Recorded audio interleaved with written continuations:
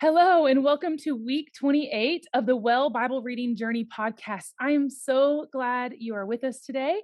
Um, you may notice that I am not Ellis. Ellis, unfortunately, was not feeling well and he didn't have much of a voice. And so I do have Craig with me today. Hey, Craig. Hey, how's it going? Good. Thank you for being here. Of course. Thanks Um, for having me. Yes, of course. We hope that Ellis feels better soon and that he will have a voice next week. And so Craig and I, we're kind of responsible for holding the load this week. Are you ready? I am ready. I think we have some good stuff, and I hope God speaks through us and through our listeners. I totally agree. We had a great pre-talk, and I hope that we can bring the same here. This is week 28. I cannot believe it. We're going to be in Exodus 29, 30, and 31. We're going to talk about those as kind of a group. And then Psalms 27 is this week, and we're going to do a lot of focusing on Matthew 27 this week. Wow, what a big week. So let me just set up Exodus just for a moment, and then we'll get going. Here in Exodus this week, we are still in the tabernacle instructions. We are still here another week. I think that this has been really difficult. A few people I've spoke to, they're like, "Oh, when is it going to end?" It's like I think my teacher, my Sunday school teacher, Alvin, said this morning, this is like the Bible HGTV, like the building program. How do we build? And so either you love it or you're totally like ready to drop out. Let me tell y'all, one more week, fight through it. Next week we get back into the narrative, and so we have right here the kind of the end part of the priestly part of the tabernacle, why that's so important. And then we also have instructions of just really specifics, like what type of incense, what type of oils, who's going to do the building, just really important instructions. They all have symbolic meaning. Craig and I are going to jump into this just a little bit. So Craig, go ahead and jump in for us. Yeah. So I'm going to start with, to your point that you just said, the priesthood. And I'm going to go back a little bit to Exodus 28, because Exodus 28 and 29 are really a package when they talk about the priesthood. But just setting up a little bit, I want to get into kind of our own context for what the priesthood is, because both Baptist and the Protestant traditions have a strong commitment to a doctrine called the priesthood of all believers, which means we all have access to God through Jesus, who is our high priest. Jesus is our high priest. But because of him, we have no further need for human priests, for human intermediaries between us and God. We have direct access. Martin Luther himself, the father of the Reformation, he wanted to return ministry of the church back to the people. And in a 1520 essay called "Address to the Nobility of the German Nation," Luther writes, "For whoever comes out of the water of baptism can boast that he is already a consecrated priest, bishop, and pope, although, of course, it is not seemly that just anybody shall exercise such an office." So he was trying to strike this balance of moving the priesthood back to the people, but also recognizing that there is a role to be carved out for this function of priest. And we see this journey in the Old Testament. We've seen God with all of his people in Genesis. He started out with everybody, really, and then he started focusing with Noah as soon as the fall and the flood and all that was becoming, a really barrier between humanity and God. So he started focusing on special people that could hear his voice. So we get Noah, we get Abram, and then Abraham, coming up into Isaac, Jacob, and then ultimately the 12 tribes.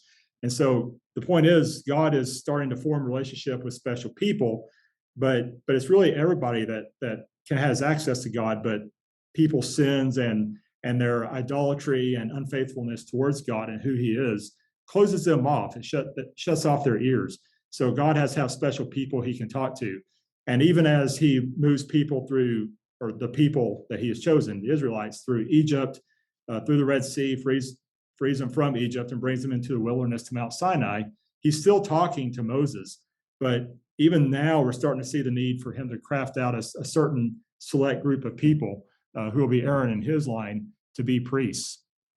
And as he gets into Exodus and ultimately into Leviticus, where there's a whole book that is needed to explain holiness and what it means to live with God in the tabernacle and in God's presence. That's the book of Leviticus, working that out. We see the need for priests and the need for the people see themselves in the priesthood, in the high priest, not because people couldn't come up before God themselves, but because they're in their sins. They need the protection and the procedures that they're set up here in these two chapters. So theologically and chronologically, the people's priesthood comes first, but quickly we see the priesthood as embodied in Aaron and the people for what it is. The fact that the people need this intermediary before Jesus comes up and can play it ourselves. So these entire two chapters make that provision. They allow for the chief priest to make atonement for the people once a year in the tabernacle's holy of holies.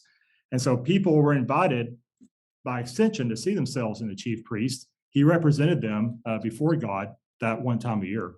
And so they are also involved in making the garments he will wear.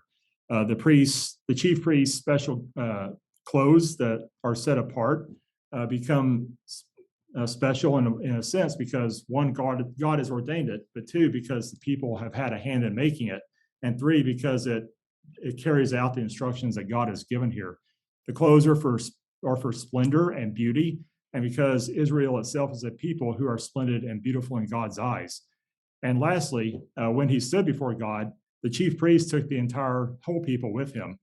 Not only were individual people invited to see themselves in the chief priest, but the chief priest brought the people with himself before God.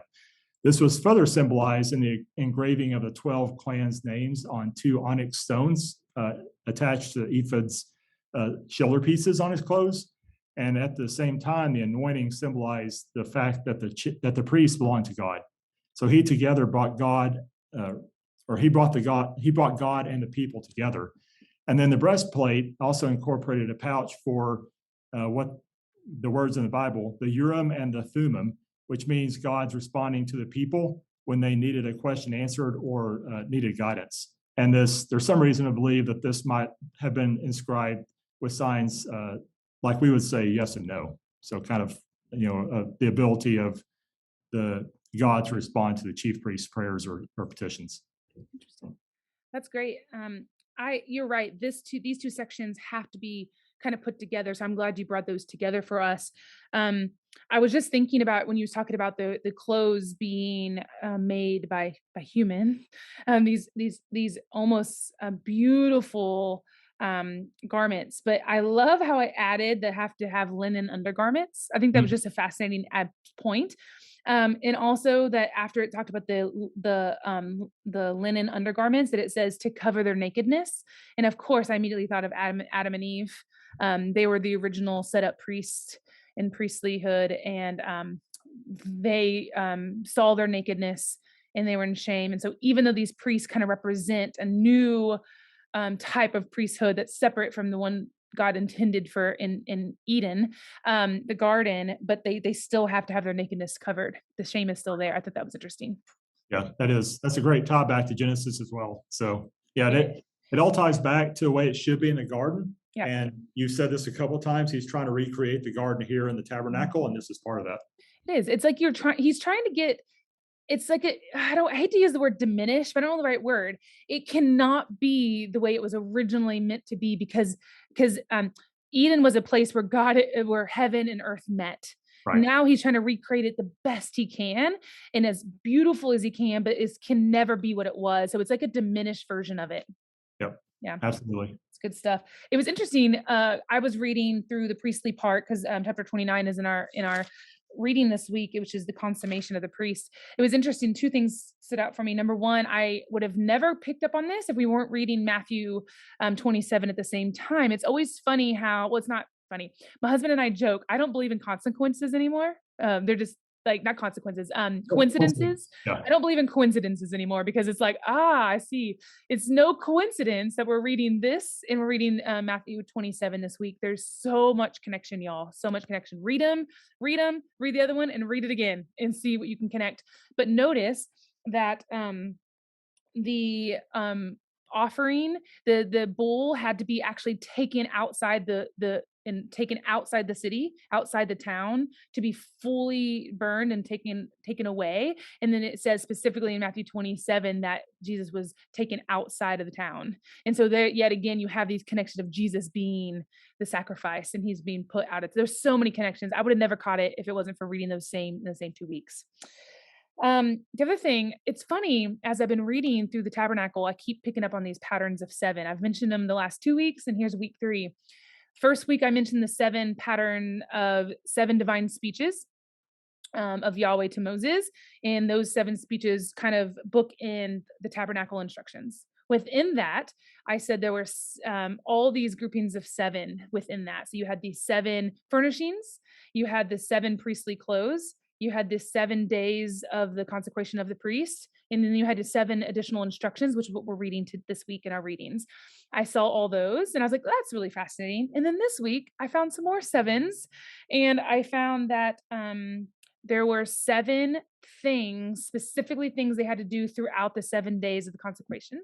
They had to be washed, they had to be clothed, they had to be anointed, they had to take and eat of the offering, they had to do the peace offering, and then they had to eat the anointed the food that was anointed every day for the 7 days. So there were 7 things. And then when I got to the oil, talking about these special oils for the incense, there it mentioned the word holy over and over again. It was holy oil, holy oil, holy anointing oil. I was like, interesting. I counted. Of course, there's 7 of them.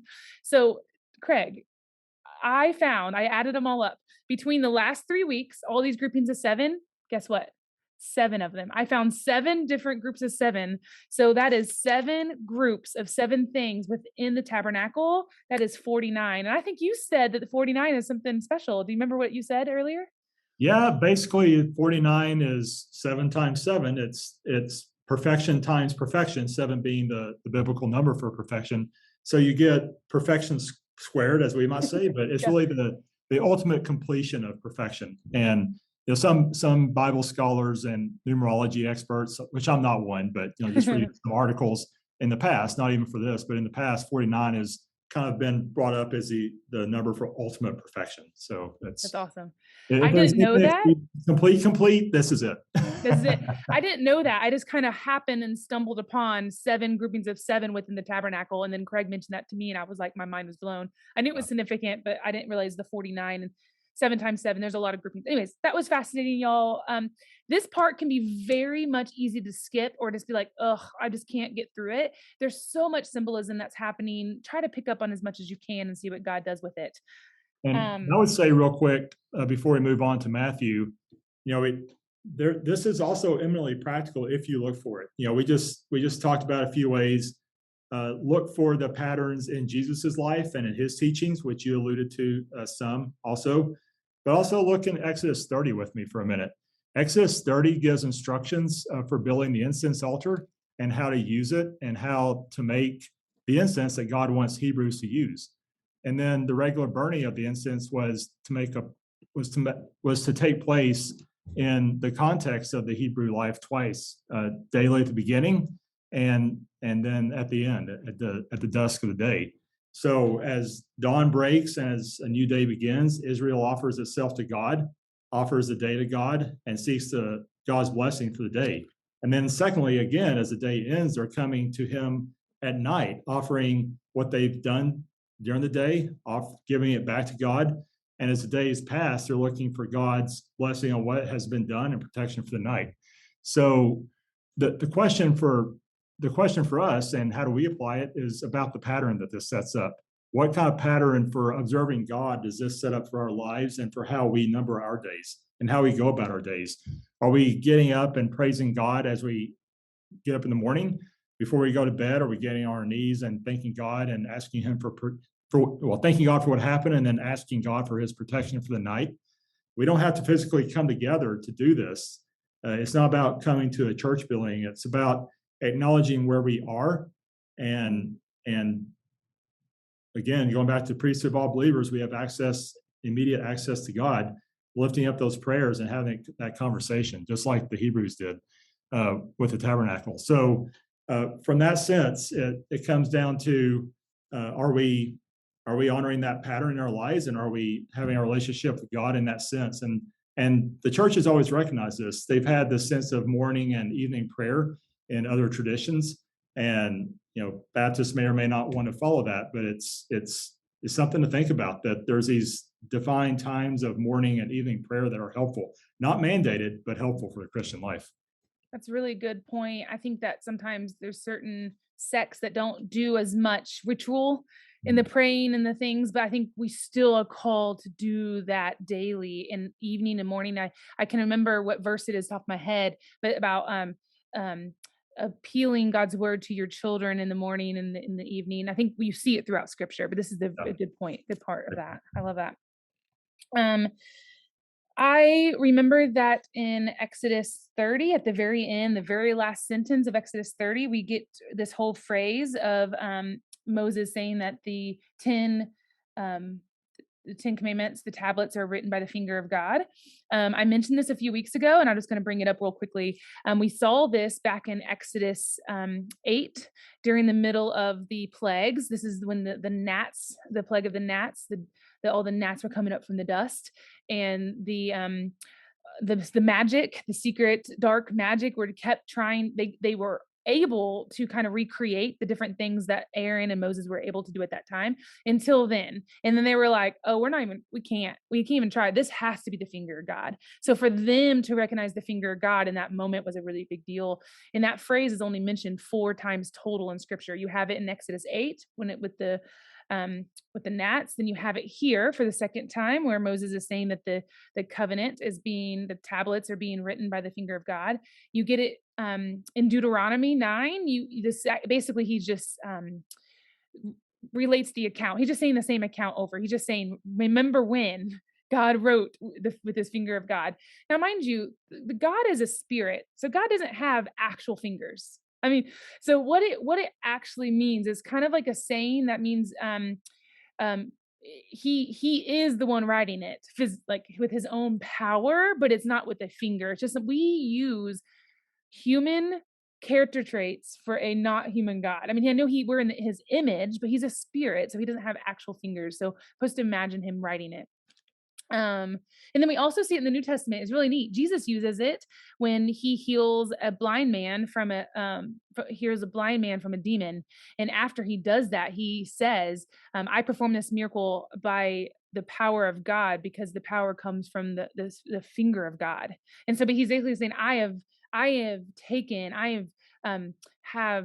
the ability to use the power of God to heal this man, not of my own authority, but of God's power of authority.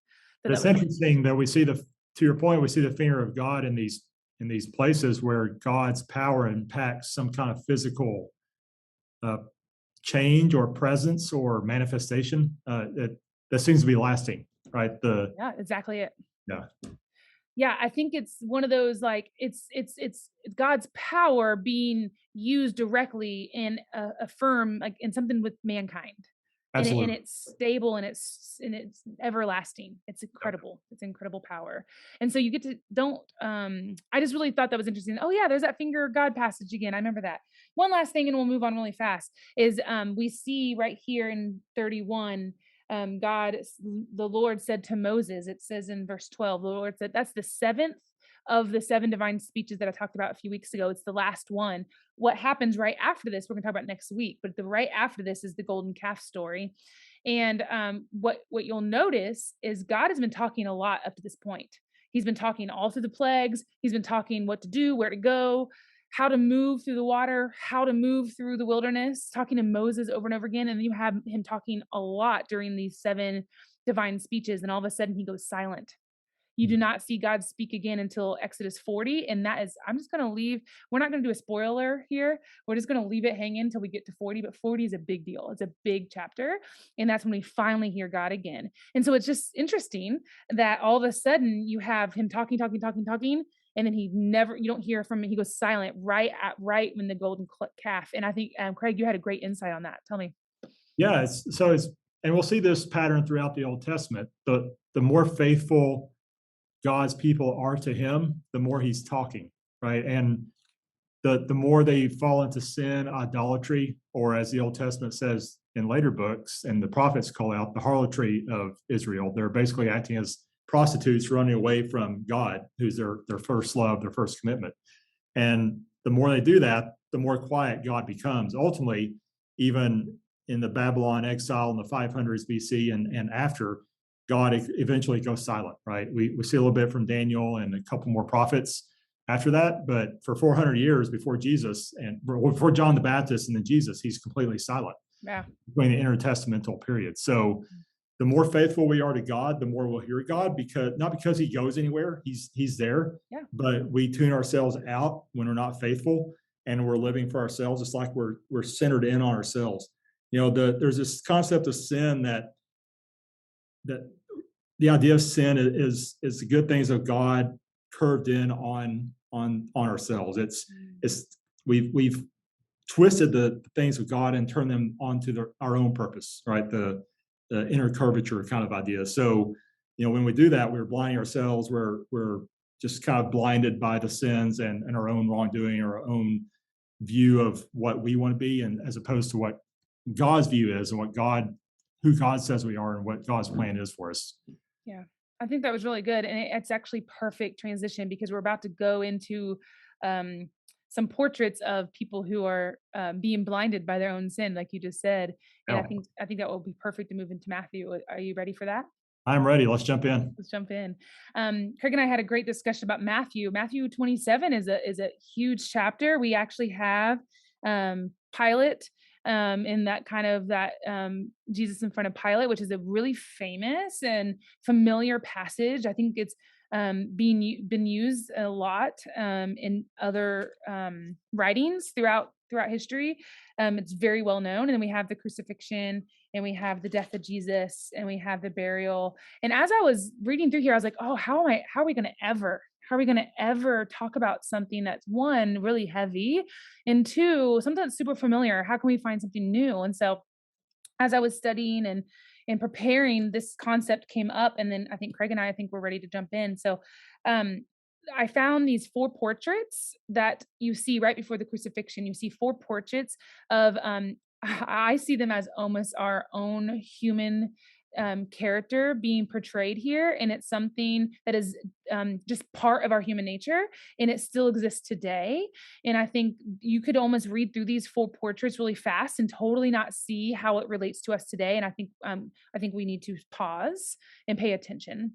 Um, First of all, you have this setup of these high priests, these chief of priests having an early morning meeting, and this is after the sham of a trial that they gave Jesus. Total sham. It's not even. I wouldn't even consider it a trial. They were just trying to grasp at straws. Anyone that could think of, if two people could think of one thing against Jesus, we're going to go with that. And it was like a test where he was all going to fail. There was no way of not failing this test. They had a plan and a plot in place, and this was one step closer to that plan and that plot. And they're meeting early in the morning to talk about what happened the night. What's the next step? What's the next plan? Let's get it to going, because ultimately they wanted Jesus dead. They wanted Jesus gone. But they couldn't do that. They have the authority to do that. Only Rome could do that. And so they were manipulating, in a way, Pilate, because Pilate cares less. Think about it. Pilate cares less what the Jewish people think about a guy who thinks he's the Jewish king. Pilate, he would be like, I don't care. All he cares about is peace for Caesar and for Rome, and he was there to just keep the peace and help them, make sure that they're paying their taxes and all the things. And he ruled with an iron fist to keep them in control. But ultimately, And he and that's what peace was for the Romans, right? The Pax Romana. It was peace wasn't the happiness of the people. It wasn't the love of the people. It was just what you just said, keeping the people under an iron thumb or an iron fist. That's exactly it. And so how are they going to make a Roman governor who hates the Jews, don't care what they're up to? They don't care if they have a guy who thinks that he's the Jewish king. As long as he's not, as long as he's keeping the peace, he doesn't care. And so how are they going to manipulate that? And that's what you see kind of happening here. So, and then after that, you kind of have Matthew whisper about Judas here. He's like, hey, readers, I'm going to remind you what's up with Judas, which I'm like, okay, there's a reason why it's here, because Matthew could have put this anywhere. Could have put this really anywhere, but he chose here because I think these four portraits fit together. And he starts here. So Judas, um, he betrays Jesus, and then all of a sudden it says that he saw that Jesus was condemned, and he changed his mind, is what my version says, and he brought back the 30 pieces of silver to the chief priest, saying, "I have sinned and betrayed an innocent blood." And so you see a response of Judas here that's really interesting. Craig, what do you think about this response of Judas? Yeah, it's like he's come to the other side of betraying Jesus and doesn't like what he sees. It's like, oh, this is not what I meant, and I messed up, and he's not quite sure what to do. Right? He as and because of this, he's lost faith in himself. He's already lost faith in Jesus, but now he can't find that faith again, and he's at the end of his rope, and it leads him literally to the end of the rope. And unfortunately, he hangs himself because he's given up all hope and he's lost to despair. And just real quick too, this ties back to the temple itself, because in verses 3 and 4, he's coming. I think our pre-talk, I'd said, and this is important because I loved how you played this out and teased it out. I said he was seeking forgiveness of sins, but you mentioned not in the sense of he was seeking Jesus again, because he wasn't, but it was almost like he was seeking a cleansing of his guilt, almost like in a courtroom, he wanted a declaration of not guilty. Right. Maybe he wasn't innocent, but he wanted to be absolved of guilt. And from that sense, he went to the temple looking for absolution, because that's where the Jewish people went in that day. Right. But forgiveness of sins was no longer to be found in the house of God. What did the chief priests say? What is that to us? See to it yourself, right? I mean, this is the beginning of the end for the temple. It's Yeah. done. It's a good point. They're kind of like, "Hey, man, you've made your bed. Go lie in it." They're Yep. like, it's not. You've done exactly what we wanted you to do. It's all you. It's on you now. Very What sad. I want to point out is that right here is the very first portrait of four portraits we're going to talk about of some of human response to guilt. I'm going to call it blood guilt, the guilt of an innocent man being crucified and being murdered. Um, and so you have Judas, who I think something in him had to have turned off to even betray Jesus. Something in him just turned off. Maybe that be blinders. Maybe that be wickedness. Maybe that be I think even John even uses the devil entered him, Satan entered him. So whether that be wickedness or evil directly or pride, I don't know what it was, but something turned off in him where he was able to betray um, Jesus and someone that he was really close to. And all of a sudden, it's something about when he sees Jesus being condemned, it's like he woke up and realized what he had done. And the guilt was so great that it's like he couldn't get the guilt off of him. He's like, there was no amount of mercy or grace or forgiveness that could get that guilt off of him. And he felt there was no other way than to end his life, which is really sad, and it's the darkest of the portraits we're going to talk about today. It's definitely the darkest one. But I think what I want us to focus on is, I think as we go through these four portraits, this is a human condition. Judas represents one of the human conditions of how we respond to our own guilt. I am equally responsible for the whether that be the brokenness of this world or for my sin and for the things that I do. When I follow my flesh, when I follow the evil and turn blind eye to my sin, and I am responsible. Equally responsible for the death of Jesus on that cross. How do I respond to that guilt? And I think we're going to look at some portraits of how people respond, our human nature to respond to guilt. So you have Judas's response here, and it is just no amount of mercy or grace could ever forgive what I have possibly done. There's nothing, and there's only one way, and the way is not even being here anymore. That is sad. Yeah. It's so true. It brings to mind a movie that has really bad theology, but it makes an interesting point about this self-recrimination and this self-sense of guilt and not being able to see the lifeline of forgiveness. And that movie is What Dreams May Come with Robin Williams. And again, if you watch it, forgive the theology because it is bad. But basically, the people who end up in this kind of place and commit suicide are the ones who go to hell, because they don't see any other way other than what their own self-made hell was. And so the story is about the lady's wife, or sorry, the lady's husband, the lady who committed suicide, he goes to hell to find her and basically has partaken her hell for her to wake up and see that somebody else is there to love her and bring her out. Mm. That's what Jesus does to us. I think it's a great, it's an interesting movie. It's great in some ways, not great theologically, but it's an interesting piece of thinking because that's what Jesus does. He comes into the personal hell, no matter where we're at, even while we're alive, to save us and bring us out of that. Wow. Craig, you asked me earlier, he's like, when we talk about this, there's going to be people who can relate to that feeling of not, there is no way. I am too bad. I've done too much wrong. The guilt is too heavy. I have no other option. And where is the hope in that? And I think that is what we see at the end of this chapter when Jesus doesn't run, doesn't hide. He owns it. He becomes the guilt. He takes upon himself. That's the hope. We're going to read that soon. But Judas didn't have that hope at that time, but we Yep. do today. Spot on. Yeah. Spot on. Next portrait, we have the chief priests. We have the Pharisees and all this plotting. What's interesting is when Judas comes back with the money, he throws it in the temple, and the response is, well, I guess we probably shouldn't use this dirty money in the temple, should we? So what should we do with this money? They're basically admitting that they are totally know that they're killing killing this man, innocent man. I mean, Then they hiding know. behind the law. Oh, look how righteous we are. We're following the law because we're so good, and we're going to use this money like we should, even though it was blood money. Exactly right. And they it's like their righteousness, and they're like, oh, it's not me. We were trying to think of an example of today, and the best example I could think of was off from the Peanuts movie of all things. I think of oh, I said it earlier, Pigpen. Yeah. I just think of Pigpen with surrounded with dirt, and it's as if he is so dirty all the time, and he is like he doesn't even notice it. He can't even look past it.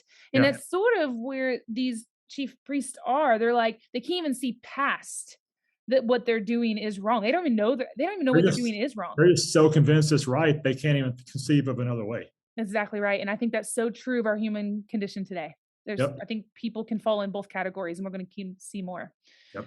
It's very interesting. The next portrait we have is Pilate, of all things. This one's really interesting because Pilate really is just doing his job. I mean, his job is to um, um, say these people are innocent or not, and he has a court, and he has them defend themselves. In fact, he's really amazed at Jesus, it says, because he's had the accuser is accusing, and Jesus has no defense. He's quiet, he's silent, and it says that Pilate's amazed. I mean, how many excuses and denials and tears has he got to say, no, no, it wasn't me? And he's heard them all, and he's amazed that Jesus doesn't even defend himself. I think to the point where he's convinced that he's an innocent man, and his wife also has a dream, and that he's an innocent man. So here you have a man and a wife who knows this is an innocent man, but pushes him forward anyways, and gets out a water basin and tries to wash his hands of it and say, I'm innocent. Blood's on you. I'm sorry, Pilate, you're not an innocent man. There's a lot of blood on your own hands. Right. And yeah, and he's just trying to wash himself of it. So what does that sound like to you for today's human condition if we continue this pattern of thought? Yeah, it's interesting that there's people who have clear responsibility for contributing to this mess, for moving forward Jesus's crucifixion, and they're trying to absolve themselves of all responsibility. We saw that with the chief priests that you just covered in Matthew 27:4, when Judas tries to return the two pieces of silver to them in the temple. How do they respond? What is that to us? See to it yourself. Compare that to Pilate's response in verse 24 of the same chapter. When the crowd demands that he releases Barabbas and crucify Jesus, he says, I am washing his hands in the basins, your point you just made. I am innocent of this man's blood. See to it yourselves. Yeah. So both these groups are saying, see to it yourselves. This is your problem. I'm pointing out to you the rightness of this. And so I'm innocent, right? Just like somehow we're absolving ourselves of guilt, and we're able to just forgive ourselves or declare ourselves not innocent when we're clearly part of the problem as well.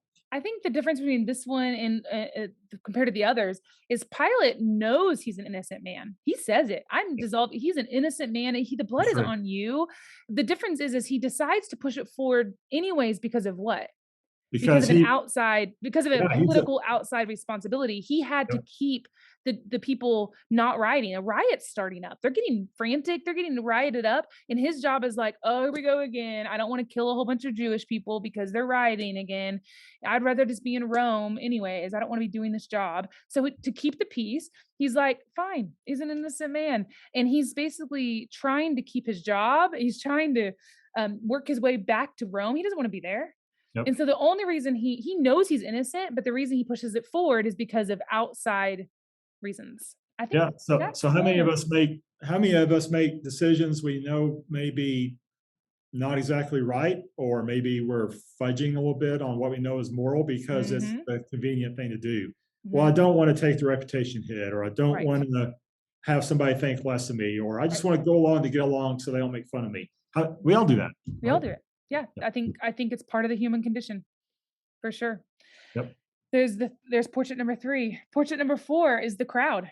Is that large crowd who is chanting, "Crucify him, crucify him." Here we go. This is interesting about the crowd. First of all, I am convinced that this is I wrote it down as a planted political crowd. Hmm. That these people were planted by the chief priests. They were already convinced that Jesus was needs to be crucified, and they are it's the chief of priests, A, planted them, and B is the one who got them all riled up to say, crucify him. He's convincing them, say it, against Jesus. And also, Mark makes a point to point out, because when I read this, I always, the part where Pilate, apparently every year he decides to free a prisoner who deserves death. And it's as if he's trying, like, I'll do one good thing for you because of the people I've killed and you hate me. I know you hate me, but I'll resolve one prisoner a year to try to get on your good side. And apparently he did this every year about this time of year. And in my mind, I've always thought this is what's happening. Pilate's like, oh, here's a person who I know is innocent. He's already claimed it. And so I'm just going to do the thing I always do. And I'm just going to say, hey, do you want this man released? And that's not what happens. Mark makes a point to say that the crowd goes to Pilate and says, do the thing you do every year. The crowd is the one that says, hey, because here's why. Here, it only makes sense because if the crowd puts him up against Barabbas, the only option um, is crucifixion if they're going to go for Barabbas, because otherwise he could have just let him go. Don't matter what the crowd said. Yeah. No matter what the crowd said, he could allow them to riot and let him go anyways. But if he put them up side by side and the crowd chose one or the other, the only option was, this was smart on the chief priest on their point. This has been a planned action. This is not Pilate saying, "Oh, I'm going to let a guy go." This is the crowd saying, "Hey, let's pretend to let this guy go so we can crucify Jesus." That's what I think is happening here. Yeah, and it's interesting that the chief priests have been so afraid to act up until this point because of crowds, whether it's John the Yep. Baptist followers or the crowds following Jesus, or or they're worried that Jesus is some kind of prophet in the eyes of the crowd. That for whatever reason they're afraid of the crowd. So now that they're ready to act, they have to get a crowd to work through, and that's just the chief of cowardiceness too. But to your point, the crowd is used in a brilliant way. Just because they're cowards doesn't mean they're not smart. They're very smart. The chief priests are, and so the crowd becomes this tool, this vehicle, this instrument. And we see this today in our own politics, our own society. And social media can drive this groupthink. This Yes. is almost like this massive response that everybody loses their ability to think for themselves and to find the human middle ground. There's these two polarizing uh, opposite ends of the spectrum, that if you're not in one or the other, if you're not with me, you're against me. If you're not here, you're the dehumanized other. Mhm. And that's what's driving a lot of us now. So it's again part of the human condition. Exactly. And I think when you get stuck in that group think, Jesus becomes dehumanized here.